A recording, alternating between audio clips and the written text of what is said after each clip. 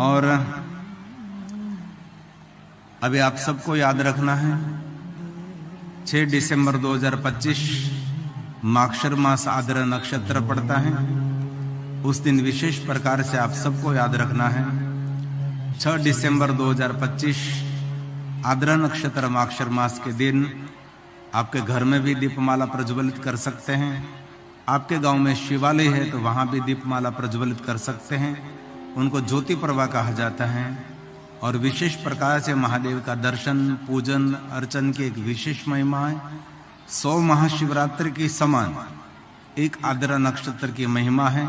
इसलिए आद्र नक्षत्र माक्षर मास में जो भगवान शिव जी का पूजन करते हैं अर्चन करते हैं, भगवान शिव जी को दीपमाला प्रज्वलित करते हैं, उनके लिए स्वयं महादेव ने कहा है कि मनुष्य मुझे मेरे बड़े पुत्र कार्तिकेय समान प्रिय रहेगा।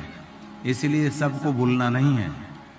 महाशिवरात्रि तो हम सभी जानते हैं कि महाशिवरात्रि के दिन भगवान महादेव का पूजन अर्चन हम करते ही हैं, लेकिन महाशिवरात्रि से पहले का कोई श्रेष्ठ पर्व है तो यह है आद्र नक्षत्र माक्षर मास। उस दिन विशेष प्रकार से महादेव का पूजन अर्चन दर्शन, घर में भी पार्थेश्वर महादेव का पूजन, और आपके घर में जो शिवलिंग है जिनको हम चलित शिवलिंग कहते हैं, इस शिवलिंग का विशेष प्रकार से पूजन कर सकते हैं। घर में अखंड दीप रख सकते हैं, दिन और रात दीप प्रज्वलित रखें। आद्र नक्षत्र माक्षर मास के दिन 1000 दीपों की माला, ये न हो सके तो 108 दीपों की माला जरूर आपके घर में कर सकते हैं। और शिवालय में जाकर विशेष प्रकार से दीपमाला प्रज्वलित करें। हो सके तो गाय का शुद्ध घी, ये न मिले तो तिल का तेल, ये न मिले तो सरसों का तेल, ऐसे करके दीपमाला प्रज्वलित करने की महिमा। इसलिए 6 दिसंबर 2025 आद्र नक्षत्र माक्षर मास पड़ता है, शनिवार पड़ता है, तो जरूर इस आद्र नक्षत्र को आप याद रखिए। तो आइए 9वें दिन की कथा का हम प्रारंभ करेंगे और 5 बजे कथा को विराम कर देंगे और हम सब साथ में मिलकर शिव जी को याद करेंगे। और पहले दिन से आज तक मैंने नित्य कथा के प्रारंभ में कहा है इस चौपाई को सबको याद रखना है। कथा की याद स्वरूप उसको कंठस्थ करनी है। बड़ी कठिन नहीं है, सरल है। कठिन है तो कंठस्थ नहीं कर सकते, लेकिन सरल है तो हर कोई व्यक्ति कंठस्थ कर सकते हैं। एक बार बोलने के बाद 3 बार भगवान नारायण को याद करना है। सुबह में उठते समय, रात को सोते समय, घर से बाहर निकलते समय, 4 व्हील शुरू करते समय, ऑफिस खोलते समय, दुकान खोलते समय, यात्रा के प्रारंभ करते समय, कभी भी एक बार बोलने के बाद कार्य का प्रारंभ करें। सरल चौपाई है। मंगल भवन अमंगलहारी, उमा सहित जेहि जपत पुरारी। उमा के साथ महादेव जी जिनको याद करते हैं, ऐसे भगवान श्री हरि, भगवान विष्णु, भगवान राम हमारा मंगल कर, ऐसा सुंदर भाव प्रकट किया है। आशा रखता हूँ बहुत सारे भाई बहनों को कंठस्थ हैं। जिनको कंठस्थ नहीं है वो लिख लीजिए, रिकॉर्ड कर लीजिए, सुन लीजिए, याद रख लीजिए। लेकिन इस गुनेरी गुफा की कथा की याद स्वरूप आप सबको ये चौपाई नित्य और रोज बोलना है। तो आइए साथ में गाएंगे। आप सबकी सुंदर ध्वनि वायुमंडल में मेरे साथ मिश्रित हो, इसलिए हृदय से आवाज निकालकर साथ में गाना, भाव से और आदर के साथ।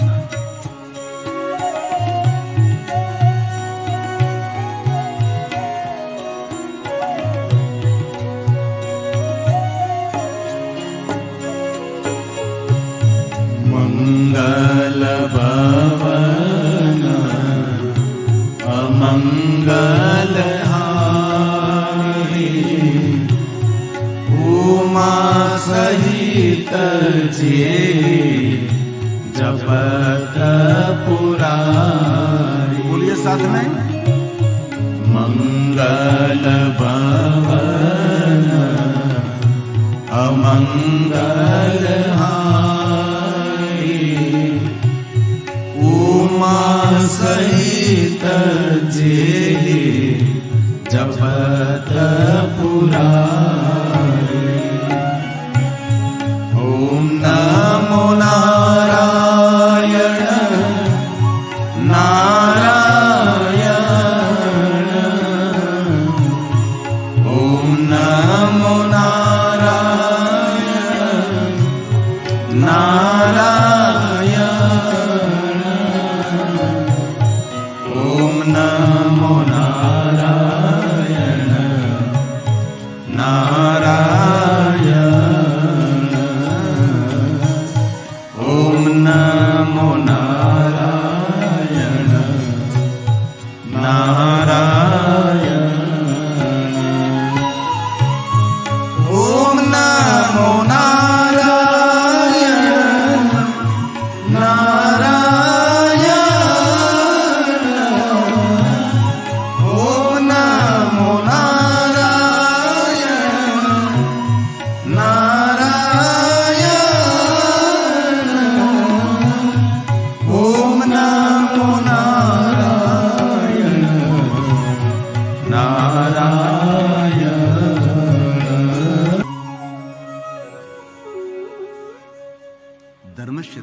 क्षेत्र गंगा कालिंदी संगमे प्रयागई परम पूर्णे ब्रह्मलोकस्य वर्तमने। ब्रह्मलोक के मार्ग स्वरूप प्रयाग तीर्थ में सूत पुराण जी भगवान महादेव की कथा का गायन कर रहे हैं।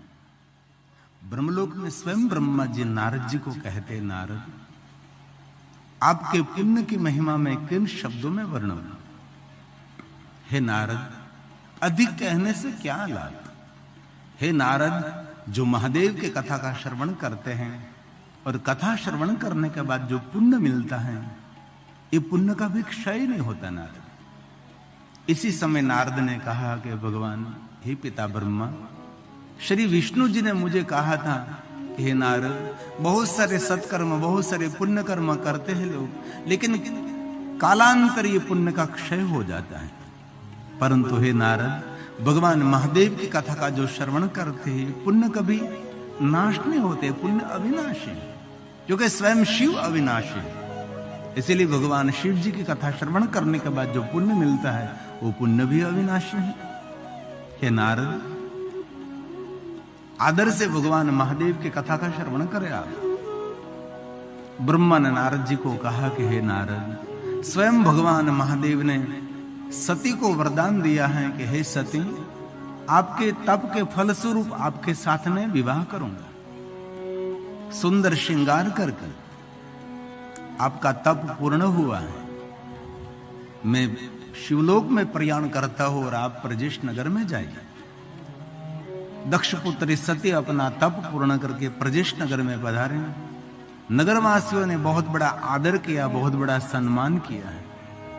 सती ने माता वीरणी को कहा कि मां, आपके आशीर्वाद से मेरी तपस्या पूर्ण हुई और भगवान महादेव मुझे मिले, और भगवान स्वयं शिव जी ने मुझे वचन दिया है कि मेरे साथ विवाह करेंगे। वीरणी ने बहुत प्रसन्नता व्यक्त की है। दक्ष महाराज को कहा गया। दक्ष महाराज ने अपनी पुत्री सती का विवाह भगवान शिव के साथ करने के लिए सप्त ऋषि को आमंत्रित किया। गर्गाचार्य महाराज, बृहस्पति देव पधारे, नारद जी पधारे, विश्वकर्मा जी आए।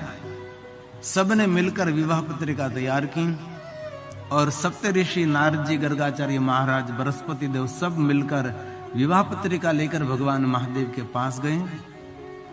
यहां दक्ष महाराज ने विश्वकर्मा जी को कहा कि विश्वकर्मा, मेरी पुत्री सती का विवाह है, इसलिए सुंदर नगर में सजावट करें। वास्तव में नगर तो सुंदर है ही, लेकिन इस सुंदरता में अभिवृद्धि करें आप। सभी देवता देखते रह जाए, सुंदर सुंदर द्वार खड़े करे, सुंदर पंडाल मंडप बनाए, नगर की शोभा में अभिवृद्धि करने के लिए आप लग जाए। दक्ष महाराज की आज्ञा मिली और विश्वकर्मा जी नगर को सजाने के लिए, नगर की शोभा वृद्धि के लिए सभी अपनी कला को प्रदर्शित कर रहे हैं और विवाह की तैयारी हो रही है। प्रजेश नगर पूरा सजाया गया है। नगर में सभी लोगों को आनंद और परम आनंद है। नगर में जितने घर थे, सभी घरों के आंगन में रंगावली बनाई गई। पूरे नगर में रंगावली बनाई और अपने अपने घर में सब लोग तोरण बांधने लगे और आंगन में दीप प्रज्वलित करने लगे। अपने अपने महलों को सजाया है, अपने अपने छोटे छोटे घर थे वो भी सजाए। हमारे दक्ष महाराज की पुत्री सती का विवाह है। पूरे नगर में सबको उत्साह है और सबको आनंद भी है। एक समय भी ऐसा था, अब तो धीरे धीरे समय परिवर्तन हो रहा है, और एक समय ऐसा था गांव में कोई एक व्यक्ति के घर विवाह है तो पूरे गांव में उत्सव रहता था, घर घर में सबको आनंद रहता था, और पूरे गांव में किसी को कहना नहीं पड़ता था कि आप सेवा में उपस्थित रहिए। सब अपने अथाशक्ति अनुसार, किसी का बेटे का विवाह, बेटी का विवाह, सब स्वयंभू उपस्थित रहते थे और किसी को कहना नहीं पड़ता, ये कार्य करो, ये कार्य करो, सब कार्य करने लगते थे। और पहले तो गांव के अंदर, विवाह के अंदर घर घर से बहुत सारी वस्तु को मांग कर लाना पड़ता था। ऐसे भाड़े बर्तन मिलना, किराए पर मिलना, ये ऐसा कुछ भी नहीं था। सब स्वयंभू करते थे और सबके पास यादें रहते कि उसके घर से इतने कमंडल लाना है, इतनी डोल लानी है, इतनी थाले लानी है, इतना इतना सब कुछ एकत्र करना है, गांव में से इतनी बत्ती एकत्र करनी है, और ऐसे पंडाल सजाना है। विवाह मंडप भी साड़ियों से सजाया जाता था। और बहुत सारी हमारी बहन बेटी भरत गुथन करते थे, उनसे मंडप सजाया जाता था। ये सब व्यवस्था नहीं थी। अब 35 साल 40 साल पीछे चले जाओ और 50 साल में पहले तो कुछ भी नहीं, कुछ व्यवस्था ही नहीं थी। सिर्फ सभी नगर के लोग मिलकर सबको शोभा वृद्धि करते थे। तो कोई कोई समाज के लोग तो संपूर्ण सेवा में समर्पित रहते थे। ऐसे एक विवाह का उत्सव था। लेकिन अभी धीरे धीरे सब कुछ बदल रहा है। पहले तो बारात भी बहुत समय तक रुकती थी और एक उस समाज में, परिवार में, गांव में उत्सव था कि उसकी बेटी का विवाह है। ऐसे ही प्रजिष्ठ नगर में भी सभी नगर में जितने लोग रहते थे सबको आनंद है कि हमारे प्रजिष्ठ नगर के राजा दक्ष महाराज की पुत्र का विवाह है। और यहाँ सप्तऋषि गर्गाचार्य महाराज, नारद जी, बृहस्पति देव सब मिलकर महादेव के पास गए और भगवान शिव जी तो पत्थर की शिला पर बैठे थे, अंग पर भस्म लगाई थी, बहुत सारे सर्प को अंग पर लपेट रखा था, थोड़ी जटा बांधी थी, थोड़ी जटा खुली थी, चारों तरफ बिखरी हुई जटा थी, जटा जुटधारी थे। कपर्दी, कपर्दी शब्द का अर्थ है विखरायली, गुथायली, फैलायली जटा। शिव जी का नाम है कपर्दी। ओम श्री कपर्दी ने नमः। गुथी हुई जटा, कोई ताग नहीं है, कोई अंत नहीं है। जटा जुटधारी भगवान शिव। शिव जी के अनेक रूप हैं, हर रूप हर नाम एक अलग उनकी कथा रहती है। ऐसे भगवान शिव जी प्रसन्न मुख मुद्रा लेकर कैलाश पहाड़ पर एक पत्थर की शिला पर भगवान महादेव विराजे थे और सप्त ऋषियों को देखा, सबको देखा तो प्रसन्नता से एक साथ सबका आदर किया है। और सप्त ऋषियों ने बहुत आदर और सम्मान के साथ भगवान शिव जी को कहा, प्रभु आपका विवाह है, आप सुंदर सुंदर विवाह की तैयारी करें भगवान। और भगवान शिव ने कहा, कौन तैयारी करेंगे? न माता, न पिता, न बंधु, न मित्र, न गुरु, न शिष्य, कोई नहीं है। आप विश्व के सभी देवताओं को आमंत्रण निमंत्रण करें, देवदूतों को निमंत्रित करें, ऋषि मुनियों को निमंत्रित करें। पूरे भुवन में नहीं, त्रिभुवन में कोई बाकी नहीं रहना चाहिए। सबको निमंत्रित करें और सब विवाह में पधारे। और सप्त ऋषि गर्गाचार्य महाराज, नारद जी, बृहस्पति सबको आज्ञा मिली। भुवन नहीं, त्रिभुवन के अंदर सबको आमंत्रण निमंत्रण मिलने लगा और भगवान शिव जी के विवाह में सभी लोग पधारने के लिए सभी आतुर होने लगे। और देव देवगण, सभी ऋषि, देवताओं के सभी पार्षद, विश्व के सभी देवियां सब कैलाश की ओर आ रहे हैं। ब्रह्मा ब्रह्मणे पधारे, विष्णु, लक्ष्मी, वरुण, कुबेर आदि आदि सर्व देवता भगवान महादेव के लोक में पधार रहे हैं और मूल्यवान वस्त्रों को धारण करते, सोना, चांदी, हीरे, मोती के दिव्य दिव्य आभूषणों को धारण करके, सुंदर रत्न जड़ित मुकुट को धारण करके विश्व के सभी देवता भगवान महादेव के विवाह में कैलाश में पधार रहे हैं। सबके मन में और सबके चेहरे पर एक खुशी और एक प्रसन्नता है। और शिव और सती का विवाह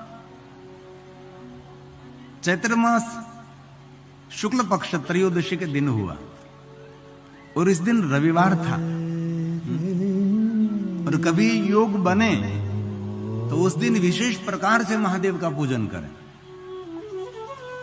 चैत्र मास शुक्ल पक्ष त्रयोदशी, क्योंकि त्रयोदशी दो पड़ती है ना, एक शुक्ल पक्ष की त्रयोदशी रहती है और एक त्रयोदशी कृष्ण पक्ष की रहती है। जो शुक्ल पक्ष की जो त्रयोदशी है चैत्र मास की, उस दिन भगवान शिव और सती का विवाह हुआ था, रविवार था। ऐसा कभी योग पड़ता है तो विशेष प्रकार से महादेव के पूजन अर्चन की महिमा है। फाल्गुन नक्षत्र था तो आज विश्व के देवता, विश्व के सभी देवी देवगण सब पधारे हैं। पूरा कैलाश पहाड़ देवताओं से शोभित है। जैसे घनघोर अंधकार की भरी हुई रात है, आकाश में छोटे छोटे तारे अंधकार की शोभा में वृद्धि करते हैं, ऐसे सभी देवता कैलाश में आज शोभा में वृद्धि कर रहे हैं।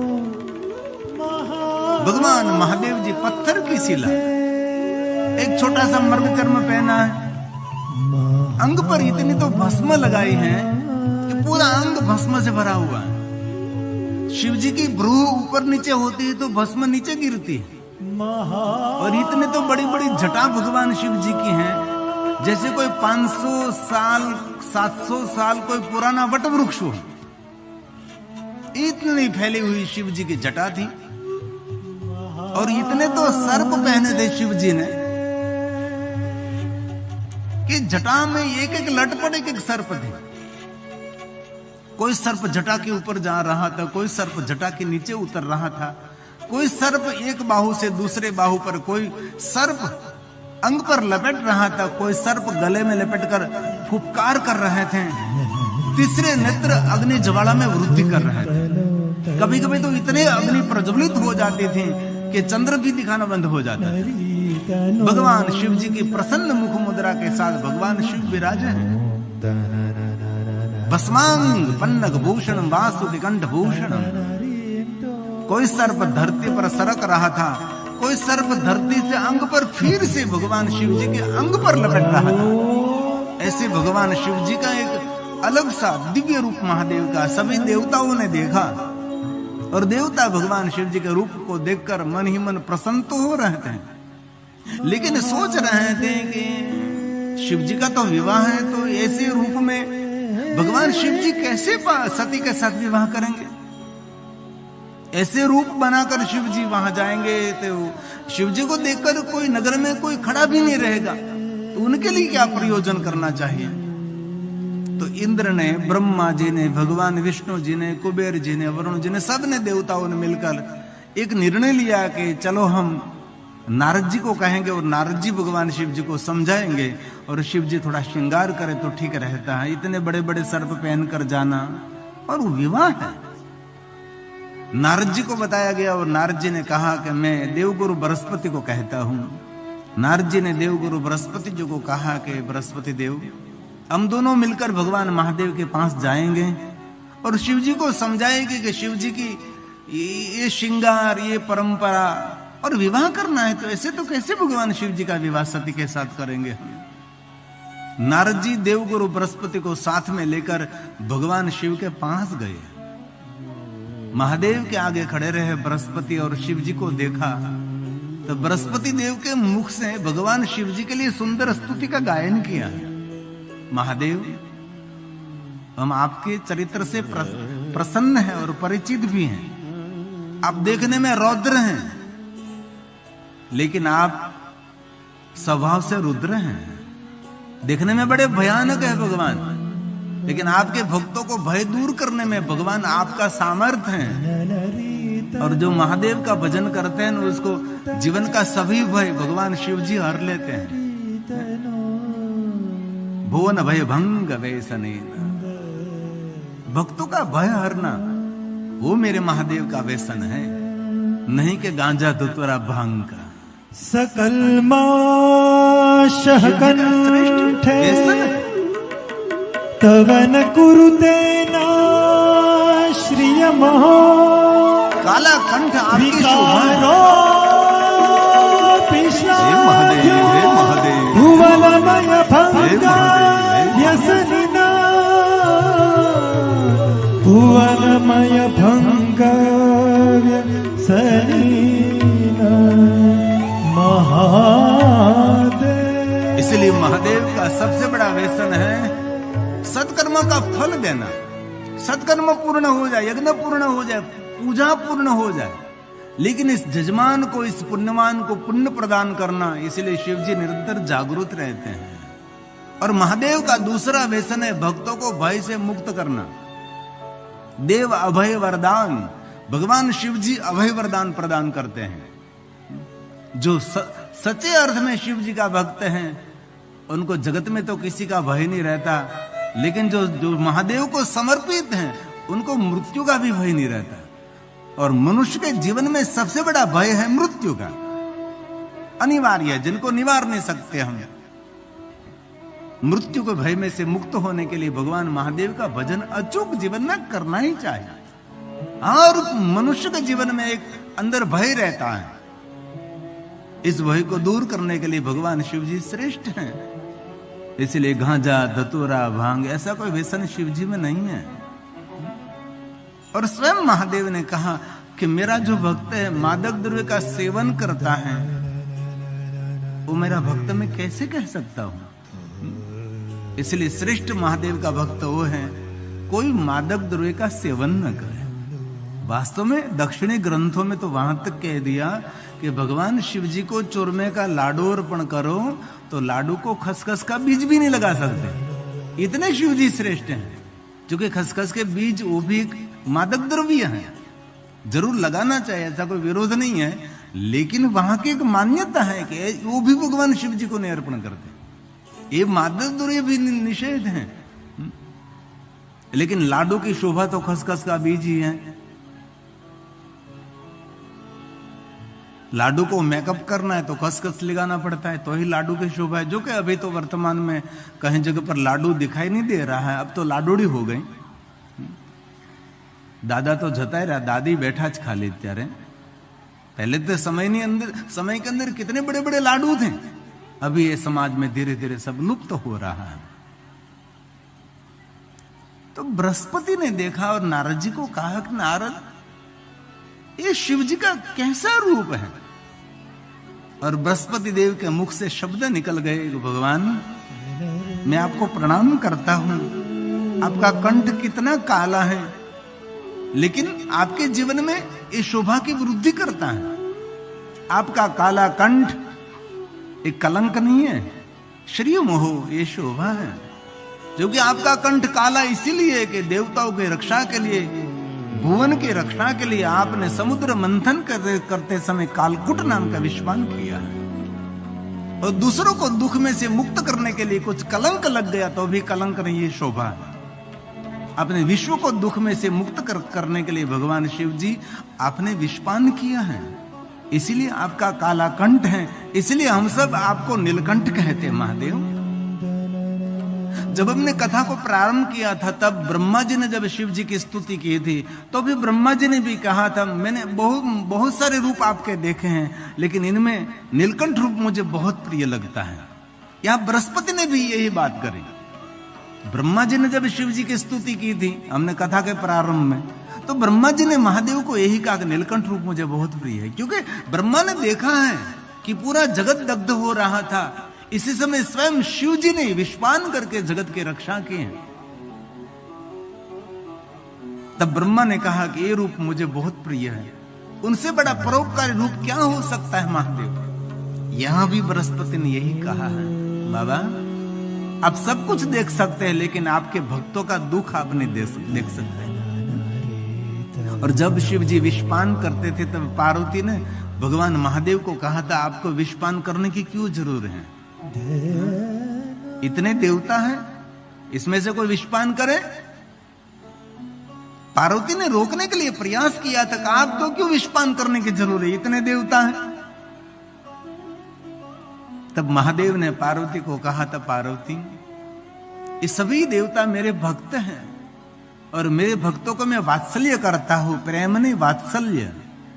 जैसे एक मां अपने बच्चे को वात्सल्य करती है, ऐसे ही पार्वती मेरे भक्तों को मैं वात्सल्य करता हूं, मेरे भक्तों के आसपास में रहता हूं, इसीलिए मैंने विषपान किया है पार्वती। भगवान शिव जी का नाम है करुणाकर, करुणेश्वर महादेव, अकारण करुणा करने वाले शिव हैं। इसीलिए नीलकंठ नाम भगवान शिव जी का हर स्तुति में है। यहां बृहस्पति ने स्तुति का गायन किया तो अभी नीलकंठ नाम को पहली पंक्ति में जोड़ा, ब्रह्मा जी ने स्तुति की तो अभी नीलकंठ नाम जोड़ दिया।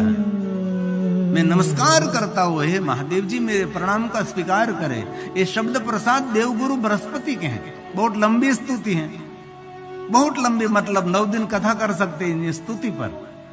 इतनी बात बृहस्पति ने गाई भगवान शिव के लिए। और एक बात तो याद रखनी चाहिए, विश्व का कोई देव ऐसा नहीं जिन्होंने भगवान शिव जी की स्तुति नहीं की। विश्व का कोई ऋषि ऐसा नहीं जिन्होंने भगवान शिव की स्तुति नहीं की। इसलिए महादेव के जितने स्तोत्र हैं, जितनी स्तुति है, जितने स्तवन है, जितने अष्टक हैं, इतने अष्टक स्तवन स्तुति कोई देवताओं की आपको नहीं मिलेगी। और जितने महादेव की स्तुति स्तवन अष्टक हैं, इतने ही अष्टक स्तवन स्तुति भवानी की भी है। क्योंकि शिव और शिवानी, महादेव और महादेवी, शंकर और शंकरी, भव भवानी, काली तो काली, महाकाल तो महाकाली, जितने जितने शिव जी हैं इतने ही शक्ति के रूप हैं। इसलिए मेरी सनातनी परंपरा में शिव और शक्ति की उपासना है। इसलिए हम अकेले शिव की उपासना नहीं करते, हम शिव के साथ साथ आद्य शक्ति भवानी की उपासना करते हैं। इसलिए शिव महापुराण ग्रंथ में 5 अध्याय देवी के लिए गाए हैं, जो नवरात्र में विशेष प्रकार से उन पर कथा कर सकते हैं। देवियों ने कितने कितने कार्य किए हैं। कभी कभी देवता पीछे हो गए, लेकिन देवताओं से आगे रहकर देवताओं की रक्षा करने वाली देवियां रही। और इस कार्य में भी, उत्सव में भी, चतुर्मासा में भी महादेव की कथा तो हुई। उससे पहले श्रीमद् भागवत कथा, देवी पुराण, रामचरितमानस 3 कथा हो गई। यह चतुर्थ कथा शिव महापुराण हुई।